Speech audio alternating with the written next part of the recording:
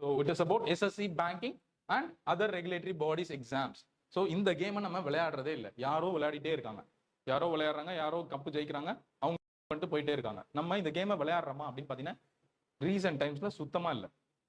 ஏன் இவ்வளவு இன்ஸ்டியூட்ஸ் வந்துருச்சு, இவ்வளவு புதுசா வந்து ஆன்லைன்ல படிக்கிறோம், எல்லாத்துலயும் படிக்கிறோம், ஆனா ஏன் இன்னுமே இந்த எக்ஸாம்ஸ்க்கு நம்ம ஃபோக்கஸ் வந்து பண்றது இல்லை?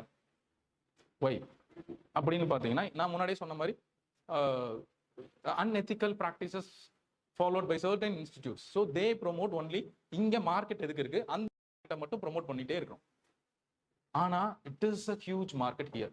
ஒரு வருஷத்துக்கு எஸ்எஸ்சி மட்டும் பாத்தீங்கன்னா அவங்களோட எல்லா மேஜர் எக்ஸாமினேஷன்ஸையும் பார்க்கும்போது 1,00,000 வேகன்சிஸ்க்கு ஆள் எடுக்கிறாங்க. 1,00,000 vacancy. That means the most competitive exams in India is conducted by SSC.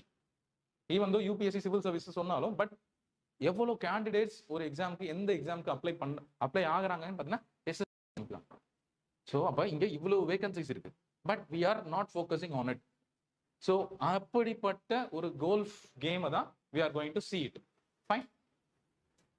So what of selection commission முன்னாடியே நம்ம ப்ரீவியஸ் கிளாஸஸ்ல பார்க்கும்போது சொல்லியிருக்கேன். ஸோ யூபிஎஸ்சினா என்ன? யூபிஎஸ்சி சென்ட்ரல் கவர்மெண்ட்டுக்கு ஸ்டாஃப்ஸை ரெக்ரூட் பண்ணி கொடுப்பாங்க, ஸ்டாஃப்ஸ் ஆஃபீஸர்ஸ் இவங்களை ரெக்ரூட் பண்ணி கொடுக்குறது. எப்படி டிஎன்பிக்கு தமிழ்நாடுக்கு டிஎன்பிஎஸ்சி வந்து ஆட்களை ரெக்ரூட் பண்ணி கொடுக்குறாங்களோ அந்த மாதிரி சென்ட்ரல் கவர்மெண்ட்க்கு யூனியன் கவர்மெண்ட்டுக்கு திஸ் யூபிஎஸ்சி ரெக்ரூட்டட் எல்லா பொசிஷனுக்குமே வந்து யூபிஎஸ்சி சென்ட்ரல் கவர்மெண்ட்க்கு ரெக்ரூட் பண்ணி கொடுத்துட்டு இருந்தாங்க. ஆனா 1975ல தான் வந்து ஒரு சேஞ்சஸ் வந்து வருது. ஏன்னா இந்த எல்லா போஸ்ட்டுக்குமே சென்ட்ரல் கவர்மெண்ட்ல இருக்கிற ஒவ்வொரு மினிஸ்ட்ரி லெவல்லையும் சரி இருக்கிற ஒவ்வொரு டிபார்ட்மெண்ட்ஸ்லையும் எல்லா போஸ்ட்டுக்குமே ஆளை ரெக்ரூட் பண்ணணும். அப்ப யூபிஎஸ்சியோட ஒர்க் வந்து பாத்தீங்கன்னா ரொம்ப பேர்டன் ஆகுது. ஸோ அப்பதான் 1975ல ஸோ ஒரு புதுசா ஒரு ரெக்ரூட்மெண்ட் பாடியை கிரியேட் பண்றாங்க. அதுதான் ஸ்டாஃப் செலெக்ஷன்